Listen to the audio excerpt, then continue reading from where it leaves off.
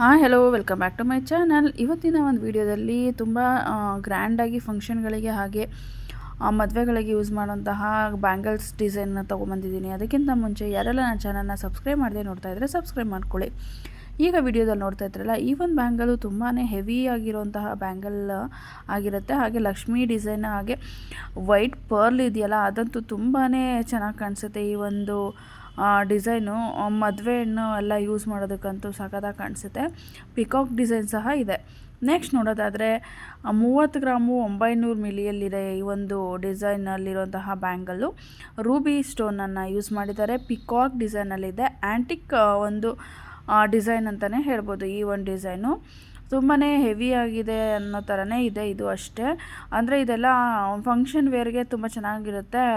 Daily use ಮಾಡೋದಕ್ಕೆ ಅಷ್ಟೊಂದು suitable ಅಲ್ಲ. ಹಾಗೆ ನೋಡ್ತಾ ಇದ್ರಲ್ಲ, ಇದು ಅಷ್ಟೇ 6 ಗ್ರಾಮಲ್ಲಿದೆ. ತುಂಬಾ ಸಿಂಪಲ್ ಆಗಿರೋಂಥ ಕಡ, ಅಂದರೆ ಅದೆಲ್ಲ ತುಂಬ ಹೆವಿಯಾಗಿದೆ.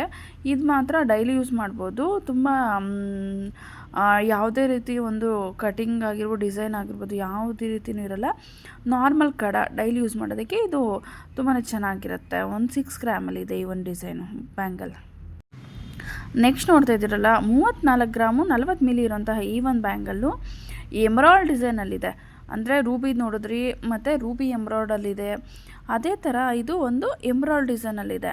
ನಿಮಗೇನಾದರೂ ಇಷ್ಟ ಆಗಿದರೆ ಸ್ಕ್ರೀನ್ಶಾಟ್ ಮಾಡಿಟ್ಕೊಳ್ಳಿ. ಇದು ಅಷ್ಟೇ ಆ್ಯಂಟಿಕ್ ಡಿಸೈನಲ್ಲಿದೆ. ಪಿಕಾಕ್ ಡಿಸೈನ್ ಇದೆ. ಮಧ್ಯೆ ಒಂದೊಂದು ರೂಬಿಯನ್ನು ಸಹ ಹಾಕಿದ್ದಾರೆ.